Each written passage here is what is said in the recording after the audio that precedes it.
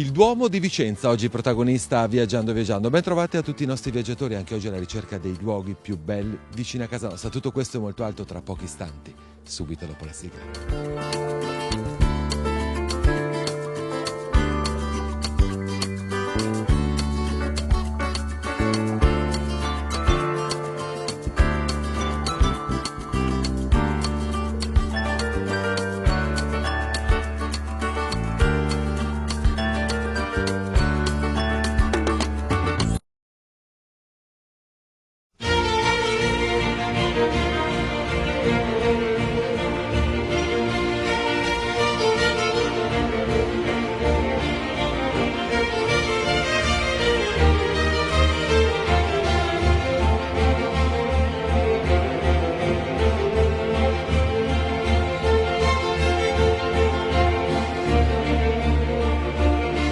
Abbiamo detto prima della sigla, oggi protagonista Viaggiando Viaggiando, Vicenza e il suo Duomo. Ho il piacere di ritrovare, ormai noi ci vediamo ogni 6 mesi, se così si può dire, Monsignor Gasparini, direttore dei Musei Diocesani di Vicenza. Innanzitutto è un piacere ritrovarla per parlare oggi del Duomo della città.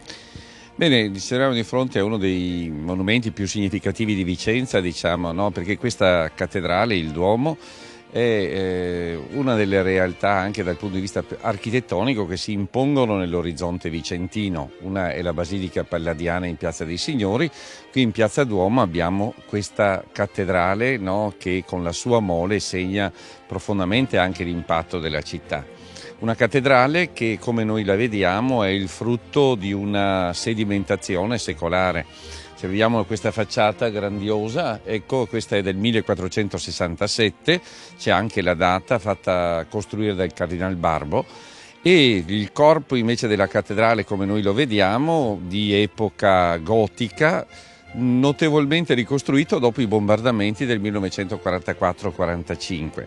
E in fondo vediamo un altro elemento fondamentale, l'abside e la cupola costruita dal Palladio a partire dal 1567. Quindi la cattedrale si presenta come un po' un corpo abbastanza originale, una facciata alta, un abside alto e un corpo mediano più ribassato, ecco. Quindi una realtà che si impone anche e soprattutto per la cupola che è uno degli elementi importanti costruttivi del 1567, no? Quando Palladio l'ha anche terminata, e che diventa uno dei monumenti anche di riferimento della città proprio come luogo dell'UNESCO. Tra l'altro molto vicino anche alla Basilica Palladiana per rappresentare due elementi fondamentali per quanto riguarda il Palladio a Vicenza. Certamente, diciamo, la Piazza dei Signori ha gli elementi straordinari di Palladio, come sono la Basilica Palladiana e la loggia anche del Capitanio. Qui noi abbiamo la cupola della cattedrale, che è un elemento importante perché vediamo che per esempio la lanterna, quella su nella cupola della cattedrale, che abbiamo restaurato esattamente l'anno scorso perché era in una situazione di difficoltà statica, è simile a quella di altre due cupole palladiane che noi vediamo a Venezia, a San Giorgio Maggiore, il Redentore, no? Soprattutto con questa lanterna astratta che il Palladio realizza e che qui a Vicenza, proprio in occasione del restauro, è stato possibile anche studiare in maniera particolare.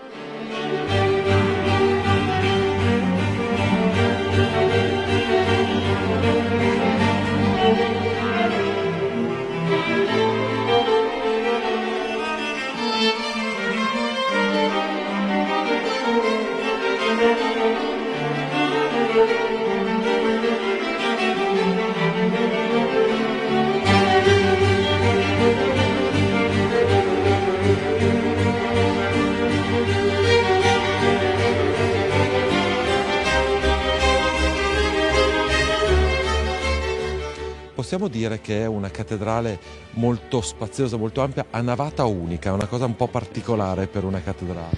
E credo che questa cattedrale, quando si entra, si impone innanzitutto per lo spazio molto grande. Pensiamo, no, che questa navata sono 60 metri e 82 e la larghezza 18 metri e 18 centimetri. Quindi soltanto la navata, poi ci sono le cappelle laterali a destra e a sinistra. Quindi il primo impatto è quello di uno spazio immenso.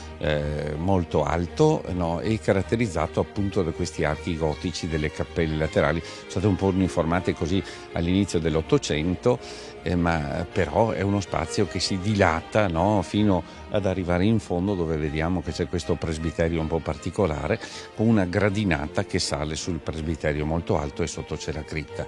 E diciamo, no, questa spazialità è una cosa straordinaria, perché abitualmente siamo abituati a vedere le chiese, no, con più navate, questa dimensione, diciamo, molto grande, che favorisce poi le celebrazioni liturgiche, perché non ci sono intralci di colonne, di pilastri eccetera, permette quindi di seguire particolarmente bene la liturgia e permette anche di far sentire che la Chiesa è come un corpo radunato a celebrare anche i misteri cristiani, ecco.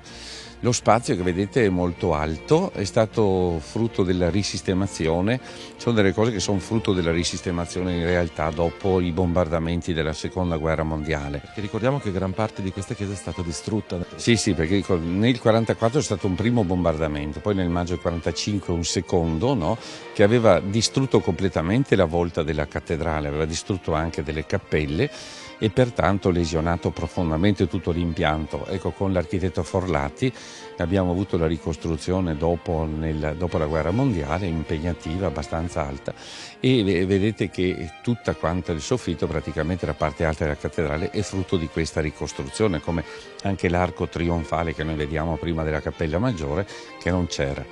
Però dico, in ogni caso la cattedrale ha conservato questo suo aspetto tipicamente gotico che la caratterizzava, perché è fatta, come dicevo, no, nel 1467. Siamo con una Vicenza ancora gotica, che non è ancora stata toccata da quegli elementi del Rinascimento che poi vedremo invece nella cappella maggiore.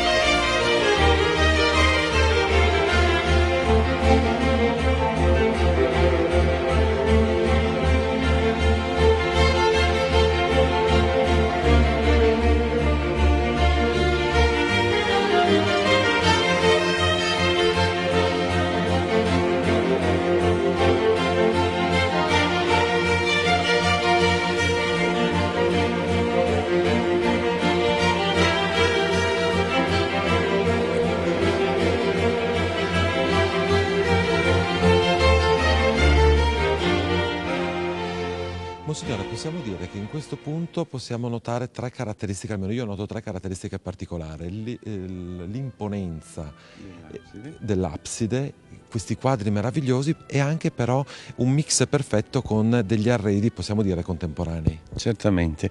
Qui abbiamo, no, l'abside che si stacca dal punto di vista architettonico proprio dal resto della navata. Se ne vediamo qui, entriamo dal punto di vista architettonico in quello che è il Rinascimento, perché infatti qui abbiamo Lorenzo da Bologna che fa tutta quante le parti di quest'abside, che è molto molto grande, perché abbiamo un 17 metri di profondità e un 17 metri anche di larghezza, che tra l'altro era stato pensato e strutturato perché qui nel 1537 era stato convocato il concilio che poi sarà invece trasferito a Trento, quindi per sé il concilio avrebbe dovuto svolgersi su quest'abside.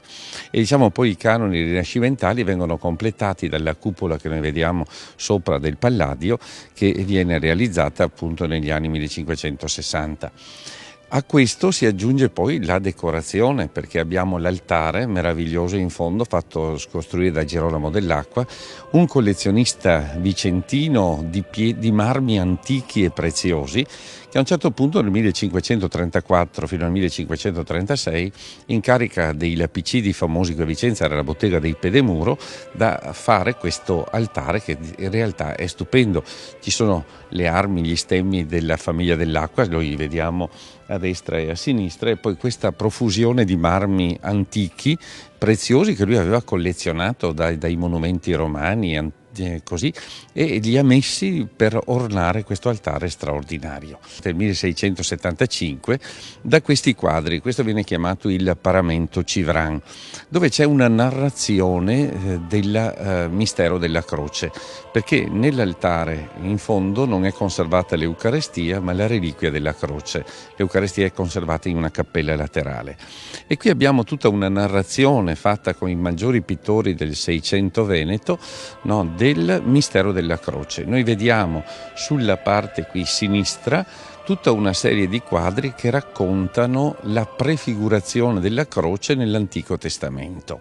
Ai lati dell'altare vediamo l'Annunciazione, c'è l'angelo annunciante e la Madonna Annunciata, perché la Madonna Annunciata è la titolare della cattedrale. E infine sulla parte invece destra noi vediamo la leggenda della Vera Croce raffigurata, la leggenda della Vera Croce di Jacopo da Varagine, che i pittori hanno cercato di rendere.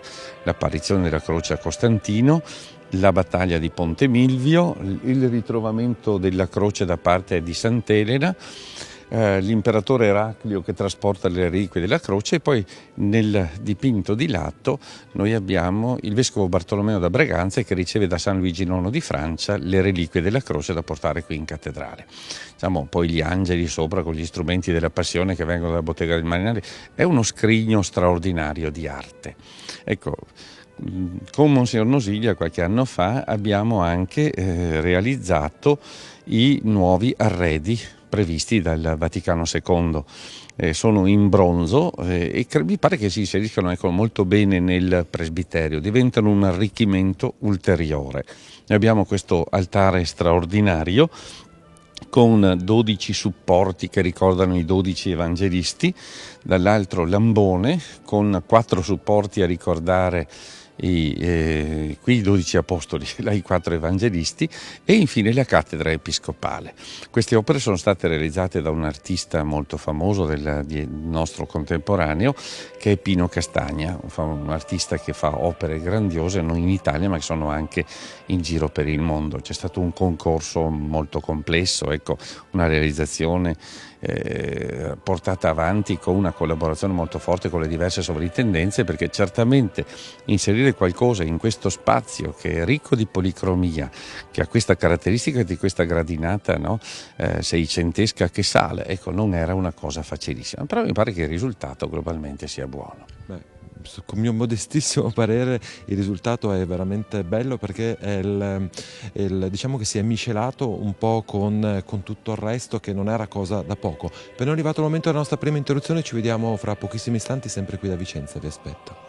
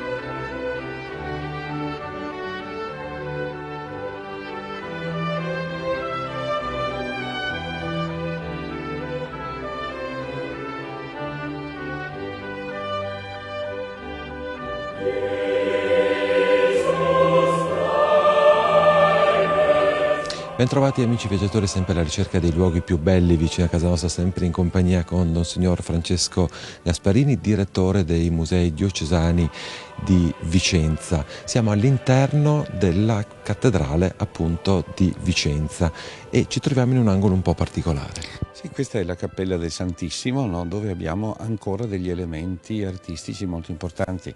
Una cappella che è stata anche questa toccata dai bombardamenti, lo possiamo vedere da quel quadro lì che è stato sostituito da una coppia monocroma, no? Perché quello è stato distrutto dai bombardamenti. Ma abbiamo anche qui un tesoro d'arte piuttosto importante, l'altare in fondo, fastoso, molto ricco, dove c'è un tabernacolo ligneo con legni pregiati e preziosi, costruito nel 1605 fino al 1607 da Pellegrino Ferrarese, no? E se vediamo è come una specie di tempio con due parti alzate, decorato da statue della bottega degli Albanese e poi con delle pitture che attualmente sono conservate al Museo Diocesano, che sono soltanto delle copie del Maganza, di Alessandro Maganza. Ai lati invece noi vediamo delle pitture, siamo nel 1587 quando comincia questo ciclo pittorico di Alessandro Maganza, dove vengono raffigurate varie scene della Passione.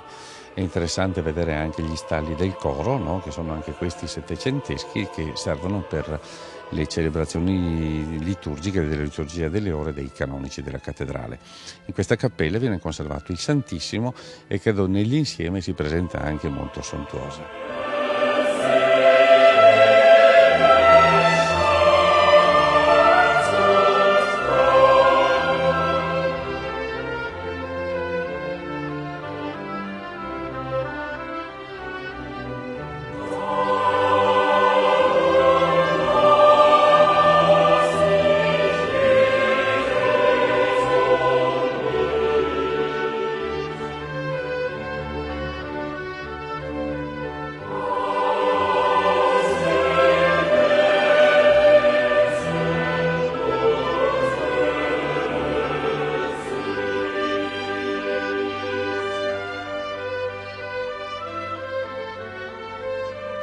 Monsignore, 13 sono le cappelle, possiamo dire che la peculiarità è che sono una differente dall'altra? Sì, queste cappelle anticamente erano appositamente una diversa dall'altra, perché ciascuna cappella faceva riferimento anche a una famiglia nobile di Vicenza.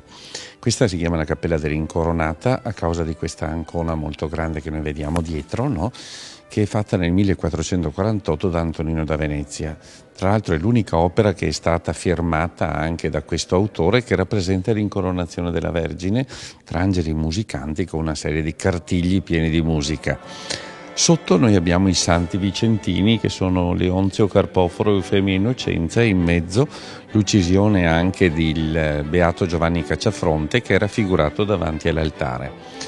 Un altro pezzo importante di questa cappella è questo altare sepolcrale di Girolamo da Schio. Muore nel 1533 e sembra, secondo gli studi recenti, che dietro questo monumento sepolcrale fatto dai Pedemuro ci sia la mano di Andrea Palladio.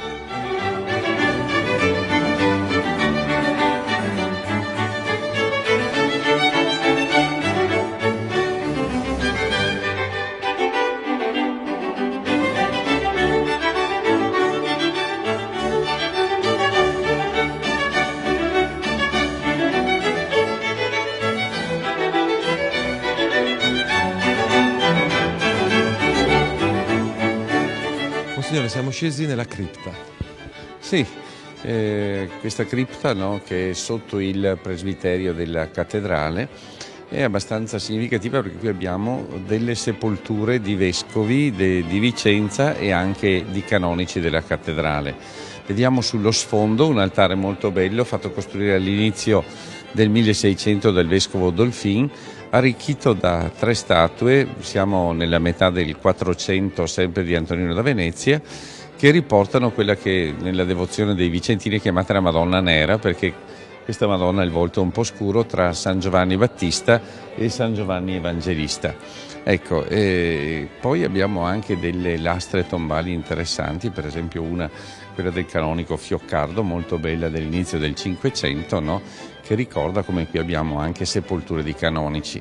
Alcune lastre ricordano le sepolture di vescovi, ma soprattutto questi sarcofagi che dall'inizio del Novecento raccolgono le spoglie dei vescovi che hanno guidato la Chiesa vicentina.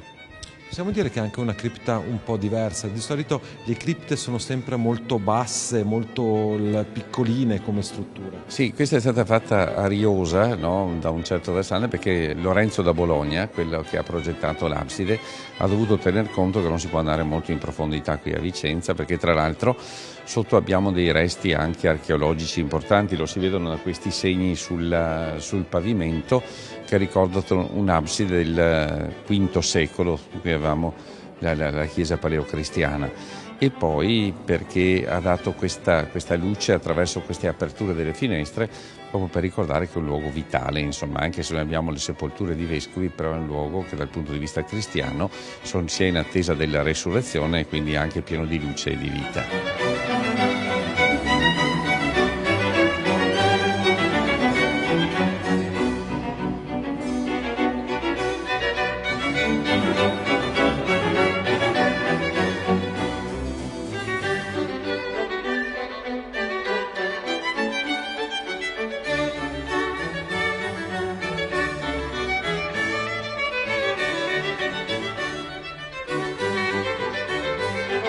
Monsignore, avevamo già parlato delle impronte, se così si possono definire, palladiane, parlando prima della cupola, però non è solo questo che ha lasciato il Palladio alla cattedrale. No, certamente il secondo elemento importante, diciamo, di Palladio è esattamente questo portale che noi troviamo sul lato settentrionale della cattedrale.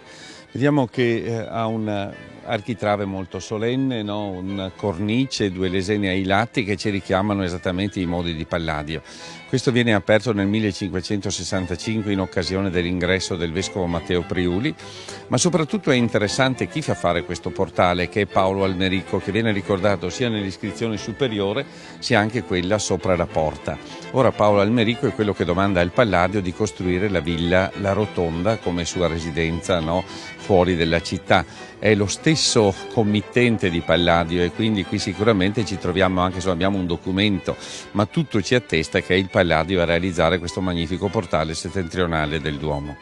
Mi sembra giusto ricordare questa guida che è appena uscita, tra l'altro da lei curata. Sì, ecco, la cattedrale è un museo, diciamo, di ricchezze dal punto di vista artistico e dal punto di vista anche iconografico. Abbiamo cercato lì con il personale del museo, curato anche da me, di realizzare questa guida della cattedrale che mancava, è una guida storico-artistica dove uno può seguire anche tutte le meraviglie che ci sono nelle 13 cappelle, più la cappella maggiore, ecco, ma anche, diciamo, nella sacrestia. Abbiamo una quantità di opere d'arte presenti che si sono sedimentate nei secoli, di presenze anche archeologiche significative, e abbiamo cercato di dare uno strumento agile per cui se uno vuole conoscere queste ricchezze, di cui oggi abbiamo visto alcuni particolari, può farlo in maniera agevole. Vogliamo ricordare dove si può trovare questa guida? Ah sì, ecco, la guida storico-artistica la si può trovare al Museo Diocesano e anche alla Libreria San Paolo qui di Vicenza, un prezzo molto accessibile, no?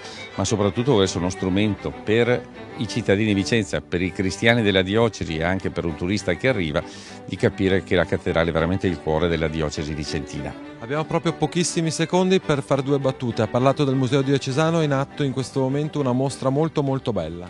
Sì, nel Museo Diocesano abbiamo in atto una mostra molto significativa, è Etiopia porta fidei, i colori dell'Africa cristiana. È la scoperta di una nazione, l'Etiopia cristiana, unico stato cristiano dalla fine del III secolo e che ha realizzato delle opere d'arte stupefacenti, piene di colori, piene di vita, e le abbiamo in mostra. Monsignore, io la ringrazio, è sempre un piacere ritrovarla, spero di vederci molto presto, magari proprio per visitare assieme questa mostra che in questo periodo è ospitata presso il Museo Diocesano. Per noi è arrivato il momento dei saluti, io voglio ringraziarvi per averci seguito anche in questa puntata, voglio ricordarvi che se volete mettervi in contatto con noi, a disposizione del nostro indirizzo email viaggiando@telechiara.it, oppure diventate nostri fans attraverso Facebook, cliccando e digitando mi piace naturalmente su Facebook, e naturalmente anche questa puntata la potrete rivedere sul nostro canale di YouTube Telechiara Produzioni, cliccando su qualsiasi motore di ricerca viaggiando oppure il nome e cognome sottoscritto, quindi Piero Brazzale. Per oggi è veramente tutto, grazie ancora Monsignore, naturalmente buone feste visto che si stanno avvicinando. Per quanto ci riguarda l'appuntamento è fra 7 giorni, stessa ora, stessa rete, come di consueto viaggiate assieme a noi.